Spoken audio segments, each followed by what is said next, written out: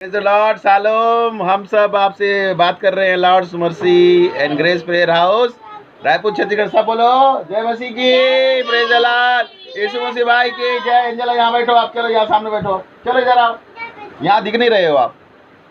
तो आज हम जो बात करेंगे वचन ये है मत्ती का सुसमाचार अध्याय 21 पद संख्या 18 से 22 और उसके बाद है 18 से 22 के बाद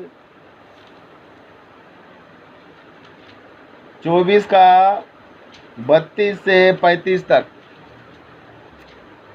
यहाँ पर बाइबल में हम देखेंगे तो कुछ फलों के बारे में बताया गया। एक फल है अंजीर और एक है अंगूर। अंजीर का जो फल है उसके बारे में, उसका पौधे के बारे में यूट्यूब में मैं देख रहा था। अंजीर का जो पेड़ है, पौधा है, उसको बीज से लगा सकते हैं, उसको कलम से भी लगा सकते हैं। और 6 महीने के अंदर अंजीर का पेड़ जो है वो फल देने लगता है। और अंजीर को के जो फल है बहुत मीठा होता है और उसको जो है चिड़ियों से भी बहुत खतरा रहता है, चिड़िया उसको बहुत नुकसान पहुंचाती है। और 6 महीने के अंदर फल देने लगता है और साल में वो 2 बार फल देता है। तो यहाँ क्या लिखा हुआ है देखते हैं। मत्ती का सुसमाचार अध्याय 21 पद संख्या 18 से 22 में। और जब सुबह को फिर शहर को जा रहा था तो उसे भूख लगी। किसे भूख लगी? यीशु मसीह भाई को भूख लगी। और राह के किनारे अंजीर का एक दरख्त देखकर उसके पास गया और पत्तों की सिवा उसमें कुछ ना पाकर उससे कहा, आइंदा कभी तुझ में फल ना लगे। अंजीर के पेड़ के पास गया, फल को देखा, फल ढूंढा, नहीं मिला तो क्या कहा? आइंदा कभी तुझ में फल ना लगे। अरे ये क्या बात हो गई भाई। यीशु मसीह इतने नम्र और दीन वहां पे गए और ऐसा बोल दिए। क्यों बोल दिए? क्यों बोले कि उस राह पे, जिस राह पे जा रहे थे उस राह पे एक पेड़ है जो फल नहीं रहा है। देखिए यहाँ प्रकाशन की बात है। अब इसको देखिए, ये है प्रकाशन। कई लोगों ने इसको पढ़ा होगा, लेकिन प्रकाशन जब आता है, पवित्र आत्मा जब आता है प्रकाशन देता है। फिर से मैं पढ़ रहा हूँ, आपको क्या प्रकाशन आता है, आपको भी प्रकाशन आएगा, इसको समझिए। और जब सुबह को फिर शहर को जा रहा था उसे भूख लगी और राह के किनारे अंजीर का एक दरख्त देखकर उसके पास गया और पत्तों के सिवा उसमें कुछ ना पाकर उससे कहा, आइंदा कभी तुझे फल ना लगे। कुछ समझ में आया? आप लोग कभी नहीं आया होगा। जिस राह से यीशु मसीह भाई जा रहा है, हर बार जा रहा है, उसको आप देख रहे हो और आप में फल ना आए तो आप क्या हो? आप कौन हो फिर? उस राह से यीशु मसीह कई बार गुजरा। जब यीशु मसीह आपके जीवन में आ रहा है, गुजर रहा है आपके पास, तो आप में फल नहीं ला रहे हो तो क्या हो आप? सर्वशक्तिमान परमेश्वर आपके पास से जा रहा है, आपके जीवन में फल नहीं है। तभी 12 बोलना, मेरा पिता किसान है। अगर उस जिस पेड़ में फल नहीं लाता उसको काटता छाटता है, मौका देता है, और नहीं आता है तो उसको भाड़ में झोंक देता है। तो जिस राह से यीशु मसीह भाई बार बार उस रास्ते से जा रहे हैं, उसके संगति में रह के वो नहीं बदल रहे हैं। जिसने सब कुछ बनाया, सब कुछ किया, और इसीलिए यीशु मसीह भाई ने क्या बोला? वचन से वचन को मिलाइए। क्या बोला? मन नहीं फिराओगे तो नाश हो जाओगे। ये है इसका प्रकाशन। अंजीर का पेड़ वहां कब से लगा हुआ है? साल में 2 बार फल लग रहा है। यीशु मसीह वहां से बार बार जा रहे हैं, लेकिन वो फल नहीं रहा है।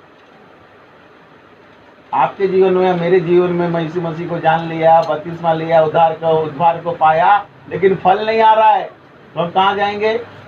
हम सूख जाएंगे। यीशु मसीह हमको सुखा देगा और हम चले जाएंगे नरक में, जला दिए जाएंगे। तो जब उस राह से वो जा रहा है, यीशु मसीह को भूख लगी। किसकी भूख है? यीशु मसीह की। आत्माओं की भूख है, उसको शारीरिक भूख नहीं है। उसको पानी नहीं चाहिए, उसको नहीं चाहिए। उसको क्या बोला? मैं प्यासा हूँ। किसके लिए? आत्माओं के लिए। ऐसी आत्माओं के लिए जो आज परेशान है, डिप्रेशन में है, तनाव में है, कर्जे में है, अपने जीवन को नष्ट कर रहे हैं। कई लोग सुसाइड कर रहे हैं, उनको मालूम नहीं। ऐसी आत्माओं के लिए परेशान है वो। ऐसी आत्मा, वही उसको भूख लगी थी, वही फल उसको चाहिए था, लेकिन उसको नहीं मिला। इसलिए कहा, आइंदा उसमें फल नहीं लगे। क्योंकि जिसको जितना दिया गया है उससे उतना लिया जाएगा। और जो जानता है और नहीं मानता है, जो ज्यादा जानता है वो ज्यादा मार खाएगा, कम जानता है कम। वचन देखिए, वचन मिला हुआ है एक दूसरे से। आज 6 महीने में वो फलने वाला फल है, साल में 2 बार फलता है, तो यीशु मसीह को क्यों फल नहीं दे पाया? यीशु मसीह के 70 चेले थे, जब उसने भेजा तो 70 चेले थे जब, लेकिन उसने यीशु मसीह ने खरा वचन बोला कि मेरा लहू और मांस तुमको खाना पड़ेगा, उसको नहीं समझे और भाग गए। सिर्फ 12 बचे, 12 में से भी 11 जो है उसको धोखा देने वाला था। तो जब हम मीठा मीठा बात करते हैं, ब्रदर आपके जीवन में चंगा ही आएगा, ब्रदर आपको घर मिलेगा, सिस्टर आपको ये सब मिलेगा, तो बड़ा अच्छा लगता है। लेकिन अब परीक्षा आएगा, आपको लात पड़ेंगे, आपको जूते पड़ेंगे, आपको स्वीकार करना पड़ेगा कि एकमात्र प्रभु परमेश्वर कौन है, यीशु मसीह है। उस समय लोग भाग जाते हैं। बड़े बड़े पास्टरों को देखा, बड़े बड़े गुरु को देखा, कौन है सच्चा परमेश्वर? नहीं, हमको सब धर्म को मानना है।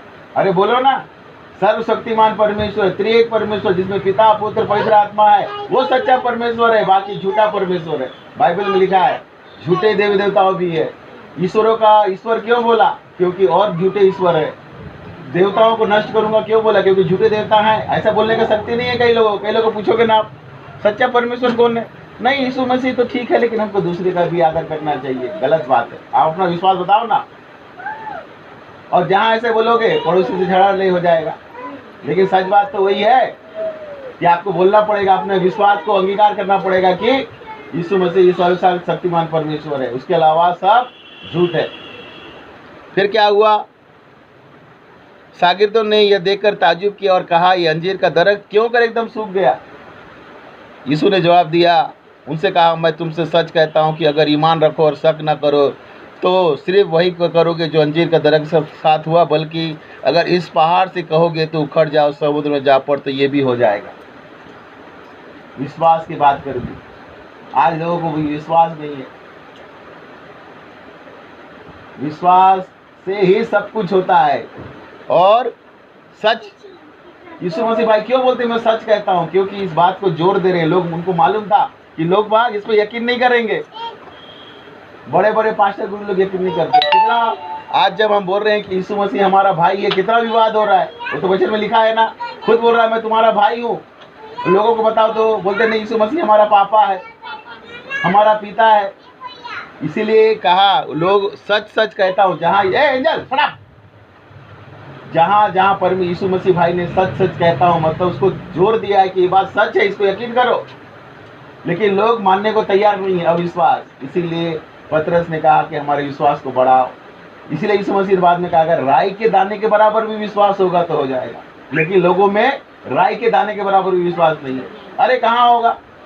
पहाड़। शब्दों को समझिए। पहाड़ का मतलब होता है हमारे जीवन में आने वाली परेशानी। आज हम कर्जे में, हमारे लिए पहाड़ के समान है। आज हमको कोई हमारा नीचा दिखा रहा है, पहाड़ के समान है। बदनामी हमारी पहाड़ के समान है। जिसको जब प्रभु यीशु मसीह के नाम से डांटोगे तो चले जाएगा। और कहाँ प्रार्थना करना है, कहाँ बात करना है, कहाँ डांटना है, ये चीज को समझना पड़ेगा। जहाँ बात करना है वहां बात करो। ऐसी मूसा ने गलती किया। चल जाओ, सॉरी, चल जाओ, बैठ। बार बार समझा रहा हूँ, समझ नहीं रही है। ऐसे बच्चों को समझाइए आप भी। चुपचाप रहो। जहाँ बात करना है वहां बात करना है। जहाँ लाठी मारना बोला वहां बोलता परमेश्वर, वहां मारना। मूसा ने क्या गलती किया? मूसा को चुप। मूसा को परमेश्वर ने कहा कि चट्टान से जाके बात करना। मूसा ने चट्टान पे लाठी मार दी। जब लाल समुद्र में बोला लाठी मारना तो लाठी मारा, ठीक हुआ। लेकिन जहां बात करना बोला वहां लाठी मार दी। तो मूसा को यरदन के पार जो प्रतिज्ञा देश है, दूध और शहद का देश में जाने को नहीं मिला। इसीलिए वचन को समझिए। जहां बात करना है वहां बात करना है। जहां पे लाठी मारना है वहां लाठी मारना है। जहां प्रार्थना करना है वहां प्रार्थना करना है।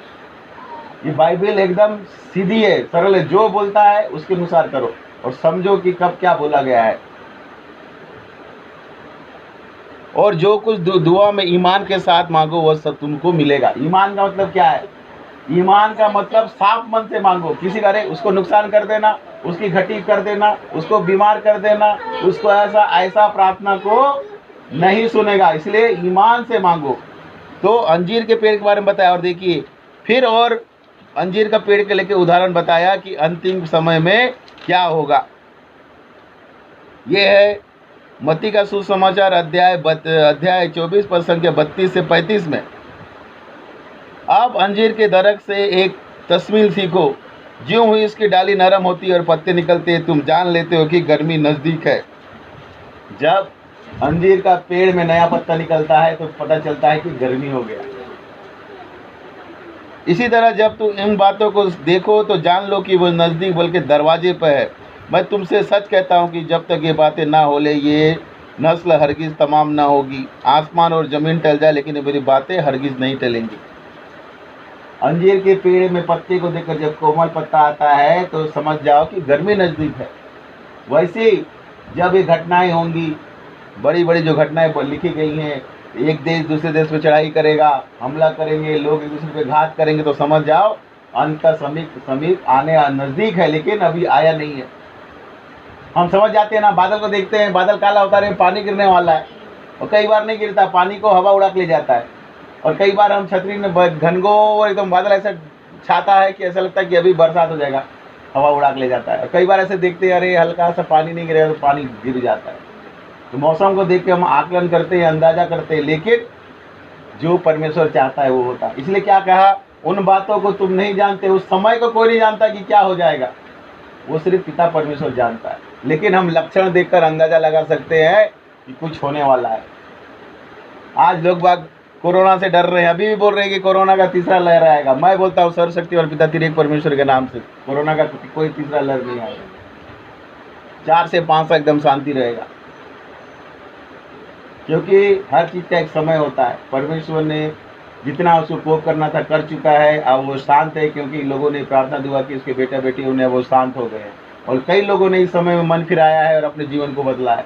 अभी जैसे ही चर्च खुलेगा, आप देखना कई चर्च पूरे जहाँ जहाँ प्रार्थना दुआ होता है लोग भर जाएंगे, क्योंकि उनको पता चल गया कि सर्वशक्तिमान परमेश्वर कौन है। और जो लोग अपने दुनिया में खोए हैं, नाश होने के लिए तो रहेंगे ही। जब यीशु मसीह भाई एक अंजीर के जिस रास्ते पे जाता था, वो यीशु मसीह भाई नहीं बदल सका, तो क्योंकि कुछ चीज़ें नाश होने के लिए भी बनाई गई है और उनकी प्रकृति है। उनको भी परमेश्वर बार बार मौका दे रहा है, उनको भी पता चल रहा है। यूट्यूब में देखते हैं, फेसबुक में देखते हैं, इंटरनेट में देखते हैं, बाइबल में कई सुसमाचार वाले उनको दस्तक दे रहे हैं, लेकिन वो अपने मन को कठोर किए हुए, हटेला। कई लोग तो मर गए लेकिन स्वीकार नहीं किए। वो बचाए जा सकते थे लेकिन स्वीकार नहीं किए। परमेश्वर सबको मौका देता है, कोई नहीं बोल सकता कि परमेश्वर ने मौका नहीं दिया। लेकिन जो जिस प्रवृत्ति का रहता है उसी प्रवृत्ति के अनुसार जाता है। अभी जो हमारी घटना में नाम नहीं लूँगा, मैं पहले ही बोला था ना कि जब हो जाएगा तो क्या बोलेंगे, अरे ये तो हम पहले से करते थे, उसका परिणाम है। बात हुआ वही, क्यों? और ऐसे गायब हो गए जैसे ना हमको शुक्रिया बोलने आए, ना हमको गाली देने आए। अरे जब वो चीज़ पूरा हो गया, तुम चेहरा छुपा रहे हो तो कहाँ से आओगे? एक शब्द भी बोले कि आप ऐसा प्रार्थना किए थे, प्रभु त्रिएक परमेश्वर मेरे साथ ऐसा कर दिए, बोलने आए? कुछ नहीं बोले, क्योंकि वो बात पूरी हो गई। नहीं तो लोग बाग, खासकर लोग बाग मसीह लोगों को दोस्त निकालने में बहुत माहिर होते हैं। अरे भैया आप तो बड़े बड़े बात कर रहे थे, कहाँ हुआ? नहीं हुआ। लेकिन सामने वाला वापस क्यों नहीं आया? वो हो गया। अब वो किस लाख से आए और जो कबूला था वो कैसे पूरा करे?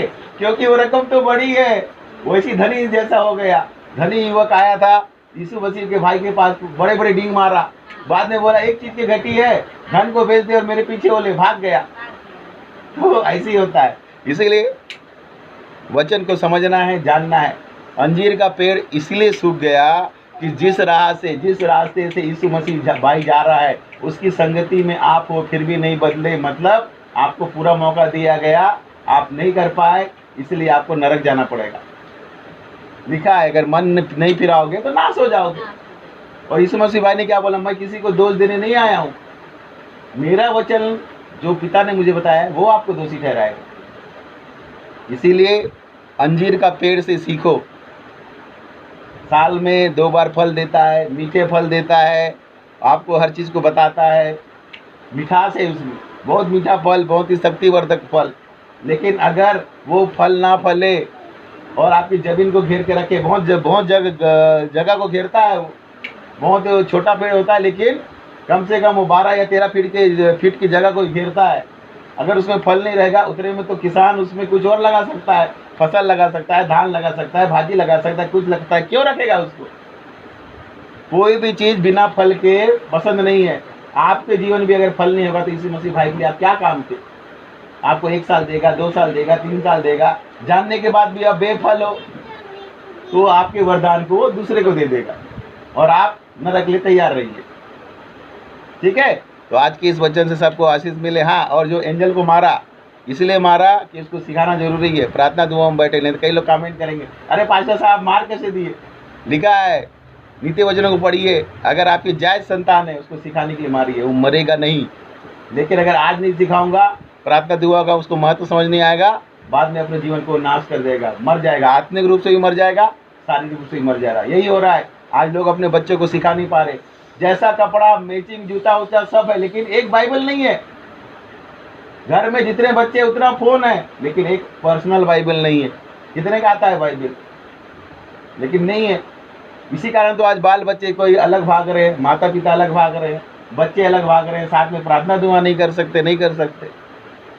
जब तक आप प्रार्थना दुआ नहीं करोगे, प्रार्थना नहीं करोगे, संगति नहीं करोगे, बाइबल नहीं पढ़ोगे, तो शैतान तो आपको चुरा लेगा ना आपके शांति आशीष को। फिर चर्च में घूमते रहो, प्रार्थना करते रहो। मेरे बच्चे, कई कई घटना ऐसी हो चुकी है कि जहाँ माँ बाप एक चर्च में जा रहे हैं, बच्चा अलग चर्च में जा रहा है, बहू अलग चर्च में जा रही है। क्यों? कई लोग तो बिना, जहाँ पवित्र आत्मा पिता और पुत्र का है, पवित्र आत्मा नहीं है, वहां जा रहे हैं। कहीं में पिता है, पुत्र नहीं है, फुल गास्पल, हाफ गास्पल, दुनिया का तंत्र मंत्र हो रहा है मसीह समाज में भी। तो ये कौन करा रहा है? शैतान करा रहा है। जिस बच्चे को हमने जन्म दिया वही बच्चा हमारे साथ हमारी जो राह में नहीं चल रहा है। लोग आंसू बहा रहे हैं कि मेरा बच्चा ऐसे जगह चर्च में जा रहा है जहाँ पवित्र आत्मा नहीं है। पवित्र आत्मा को कई लोग नहीं मानते। बिना पवित्र आत्मा की कैसे करोगे आप? यीशु मसीह भाई की बातें कौन बताएगा? लिखा है ना, सहायक भेजूंगा, पवित्र आत्मा तुमको सब कुछ बताएगा। उसके वचन को काट रहे हैं। तो इसीलिए वचन को समझना है, पढ़ना है, लिखना है, मनन चिंतन करना है। अब मैं भी जो बोला उसको मत मानिए, लेकिन बाइबल में वचन के अनुसार मिलाइए मैं क्या बोला।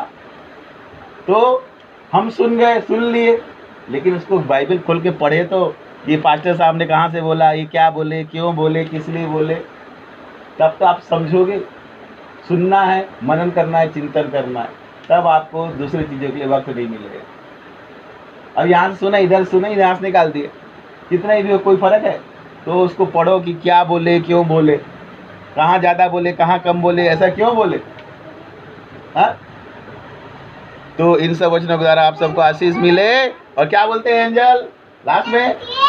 जोशुआ आप ही बोलो, लाइक कीजिए, शेयर कीजिए, सब्सक्राइब कीजिए। जय मसीह, praise the lord, shalom, bye bye, bye bye.